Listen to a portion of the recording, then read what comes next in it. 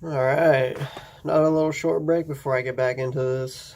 But hopefully this week I'll get back into the routine. So, where are we at? BB&T Pavilion, Camden, Night 2, 8/8, 2018. What can I say about this one? This one was really fucking good. I don't know, it's just because it's been a week or 2 weeks since I listened to 8/7, but I mean, even 8/7, I was trying to figure out if it's tier 3 or tier 2. I was kind of on the fence with that one, but it's kind of reason why I only keep it at 4 tiers. I don't want to keep it at 5 otherwise, and I don't know, because then I'm just gonna make it even more complicated to put shows like that where I can probably put it in a 2.5 category. But I gave it a 3, I believe. Pretty sure I gave it a 3. This one's definitely getting a 4. This one's definitely a contender for top 3 of the summer, in my opinion. So, Moma Dance opener, never go wrong with that. Pretty much, if I had it, it would always be the opener for every show. I give this one honorable mention. Uh, it's kind of weird. I thought Trey kicked his rig on pretty quick because it kicked it on right before even the first chorus, which I thought was pretty. I don't know. I don't know if it's the earliest I've ever heard his rig get kicked on like that. I think for Moma probably is, as far as I can tell, that I know of. Yeah, I mean, I thought that was pretty interesting. I was kind of hoping he'd leave it on the whole time, but that's 2016 Wrigley Night 2 hopes right there. It goes into free. I was hoping I'd give this one MVP or an honorable mention at least. This one I didn't give anything to. It was still a good free. Just I didn't think Trey really showed up at all really on this one. Like this was more of a page. Page came out on this one. So something different, still a good free, just not, Trey not showing up kind of makes it, I don't want to say a dud, but compared to everything else that's been played this summer, and especially the Dicks free, yeah, it was a little bit of a dud, kind of. When it goes into an undermine, I really thought this was great placement for this one. Had a great tempo coming off of the first two. Great 3-piece right here for an opener. I mean, I don't know. It might be one of the best 3-piece openers out there, really. Uh, like I said, good choice, great tempo, great placement for it. I'm trying to think, I'm trying to think if there are any of the other minds, how good this one compared against those, but I don't. I kind of, I want to say I kind of thought this one. I was really hoping for this one to really come out since Free was a little bit of a dud. This one, it still did. Definitely more than Free did. But as far as all the undermines go, in my opinion, it's a good one. Maybe average, I don't know. I wouldn't put it anywhere. Let's just say I felt like I handed out a lot of fucking MVPs this show. I was fucking handing them out like Halloween here by the time I get through all this. But Undermine, yeah, I didn't even give that one honorable mention or anything either. Just a little bit disappointed, Free or Undermine didn't get either. But still, great 3-piece combo for those 3 to come out. And then we get a theme. Oh, this was a great placement too to get a slow one right after this awesome high tempo 3-piece. But theme, I'm gonna give MVP. One of the MVPs for first set. I'm gonna give this one MVP. This was definitely a top 5 in my opinion. This one they really came out, and I was really surprised because I like theme a lot, but I didn't think like they came out. They don't always blow me away, and this one really came out and just fucking blew me away. That we get a Moma free Undermine, then we get a theme. It comes out on the 4th slot and came out with a banger for sure. It goes into My Sweet One. When this one came on, I was like, oh shit, we already got a fucking first shit the bed moment of the night. But I mean, I was like, at the same time, I was like, well, this one's real short. It's like fucking 2-3 minutes, so fuck it, get it over with. Then we get the Steam MVP Steam top 2 for sure, a top 2 version. I mean, one's always going to be the Wrigley Night 2 2016 Steam. That's always going to be top 1 for my book. But then again, like, that was so, like, it was so set high on how they played it. And I mean, just try keeping that 2016 rig on through the whole time. I mean, shit, I was like tempted to not even put that one in a normal category. That one's just like above and beyond on its own. If that were the case, I would say this is probably the best normal category Steam I've heard. No, I mean, Arrival's Wrigley, but I would say that I don't know any other Steams that really. I feel like they're kind of.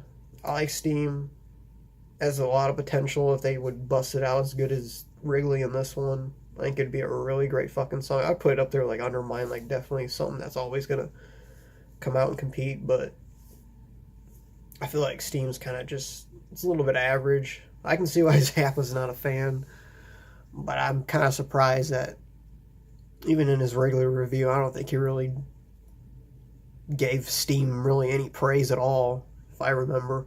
Definitely not this one, but again, he's not a Steam fan, so I don't think it's one that he really looks out for. But I mean, that's just how it goes, you know. I'm the same way with like fucking Reba Tila. I don't care for those, but I'm sure there's somebody else that could say the same thing about how I am with Steam and Zappa. But I mean, that's just how it goes. Different opinions. But yeah, I was really fucking tripping on Steam. I was really glad they came out with this one. But yeah, I would give this one number one slot for like a normal category. It definitely wasn't average or average sounding, I guess is how I describe most Steams. But again, it's still a great fucking song. Just I don't think they bust out a whole lot. It's just gotta have that right night to be a really fucking great one. But when they do it, they do a fucking great job. Goes into Train Song. I don't even know what the hell this is. That's fucking whatever. Those will shorten. It was like same thing with My Sweet One. I was like, I don't know what the fuck this is. I don't give a shit. It's probably gonna be short. Thank God, because it goes into Haley's comment. I just wrote good on my notes. I don't know. I didn't get an honorable mention or anything. I wasn't expecting this one really. I was glad to get it after, you know, Train Song. I was definitely glad that they came up with this one, but nothing fancy out of this one, I thought.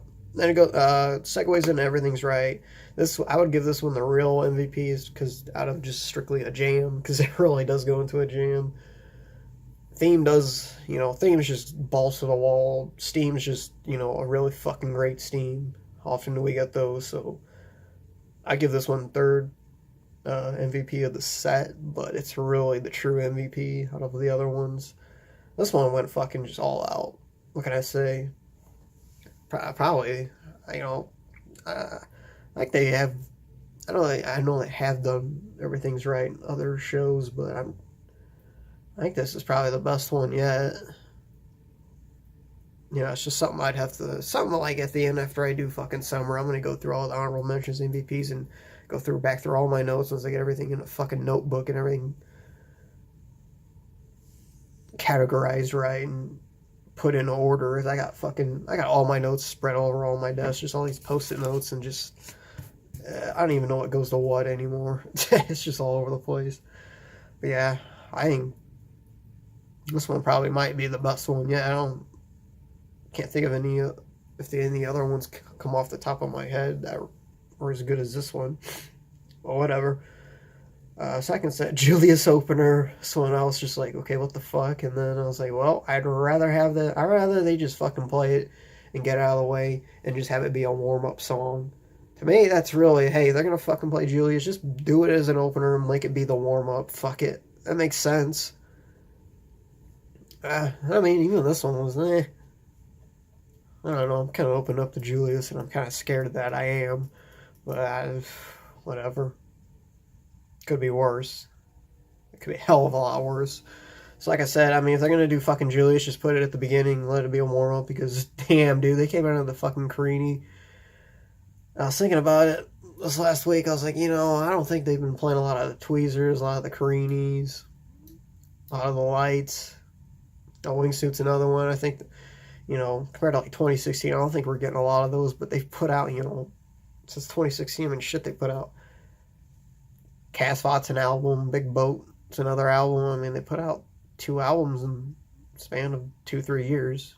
So it's, you know, about 20 some brand new songs they put out in the last 2-3 years. So it's no surprise they're not playing a lot of, you know, we're seeing more of the Soul Plants and Set Your Soul Freeze. You know, we're seeing a lot of the more of the new shit compared to like getting a lot of, you know, Carini's Tweezers and Wingsuits and all that other classic shit in, you know, light and typical rotation. But hopefully they don't go away, not permanently, but hopefully, you know, they still come about.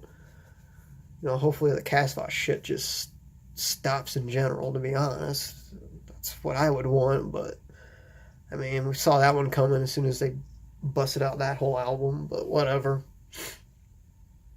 But I mean, the Carini was fucking MVP, one of the MVPs for second set. I put Rivals, the Wrigley one, but the Wrigley one was like a 6-7 minute one. It was a quick opener. That one though was just real ambient, real atmospheric, real stoner like category is what I would put that one as. I would put this one too. It definitely wasn't like a 2016 hard and heavy nasty one, but it was definitely, you know, reminded me of that Wrigley 2016 one. Just real atmospheric, real stoner like. I would definitely put it in that kind of category. Definitely Page and Trey just kept it going, real atmospheric at one point.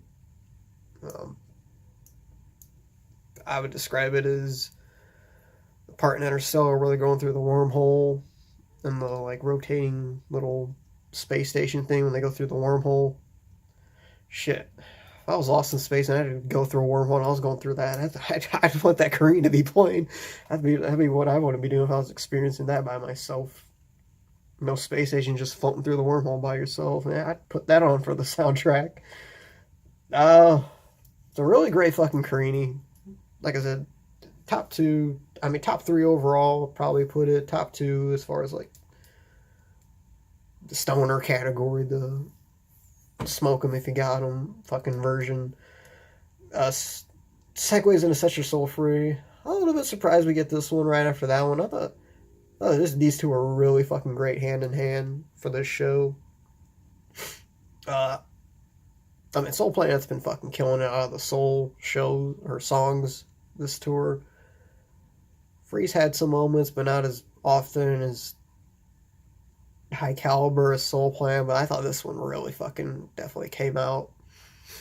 The only other one I can think of for sure that came out to compete was like the Gorge one. Was the other version that I'm thinking of. So I was really glad to get the Carini. I mean, really to get the fucking theme, to get the fucking Steam, to get the Carini, get this one.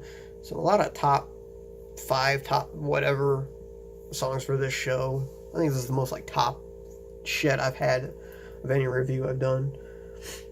Like I said, it really came out to compete. Might be the best one. Even better than the Gorge. Again, I'd have to go back and compare those two at the end after I do everything and see if it really is true. Get a wingsuit. It was nice to fucking hear a wingsuit again. Welcome back, wingsuit. That was one, 2016 when I heard wingsuit. I wasn't a real big fan at first, but it definitely grew on me.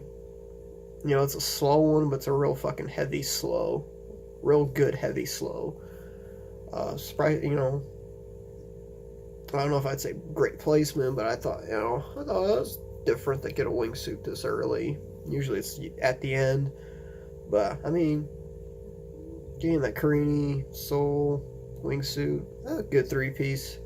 Get a Sense and Subtle sound.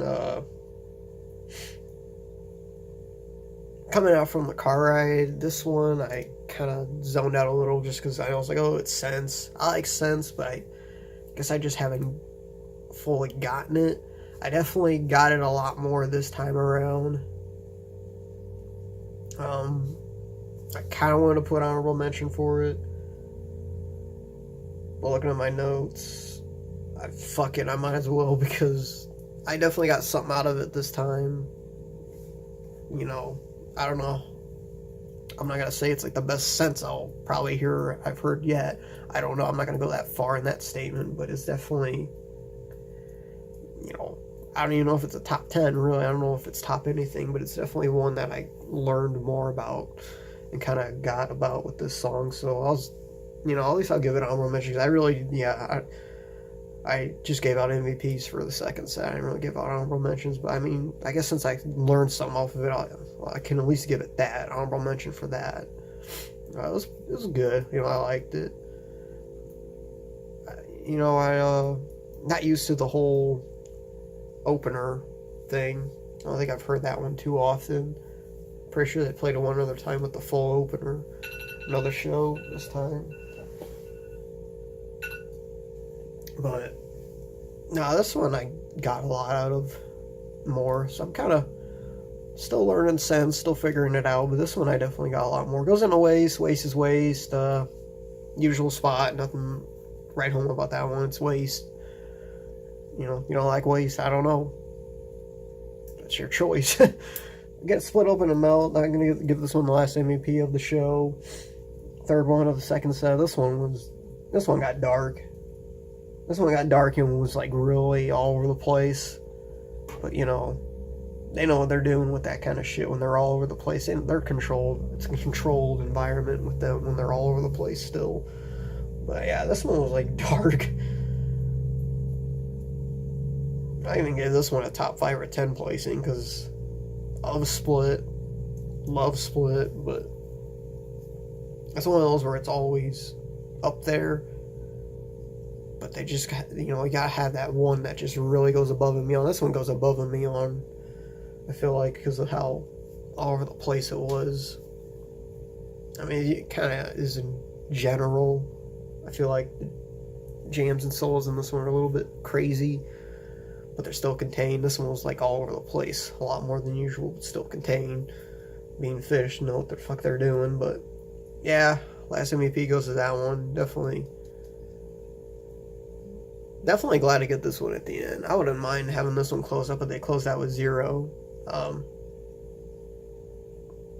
This one, I thought, Page, same with with Free. Trey didn't really come out on this one. They kind of did it, slowed it down. The crowd was like wooing and stuff. I don't know what all that's about. Well, Zappa was talking about it, and then I listened to it because I just started Split before I went on break, and I was like, oh, fuck it, I'm gonna see what Zappa thought about the show. And then he was talking about the woo part. I didn't get what he was talking about. Then when I finally listened to the song and got it, I was like, oh, so that's what happened. So I don't know. I would say Trey was dud on this one, like he did Free. Kind of just stepped back and let Page take over. So that is what it is. A little bit of a dud for 0 and Free this show. I mean, it's already a tier 4 show as it is. If they would have gone balls out with 4 with Free and 0, well, I'll be damned. I can only wish that, but it is what it is. Still tier 4 in my book. Still a great fucking show, no less. Susie Greenberg encore. That's all I'm going to say about it, because I'm going to stop it off here. So I don't even know what's next.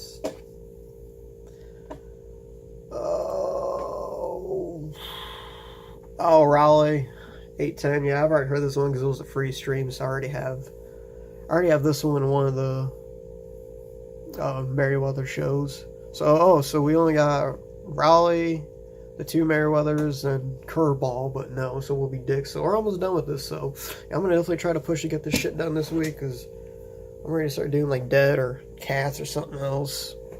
I don't even think I'm going to jump into fall. I think I'm going to say fall for like in a couple months or something, depending on what I do for like Dead or whatever, but so we'll see. So otherwise, great fucking show. I would recommend this one if you want to show somebody a great show from 2018 that's not too balls out, like Gorge. But I definitely show this one to somebody new to the scene, but it is what it is. All right, so let's go Raleigh, even though I know what happens.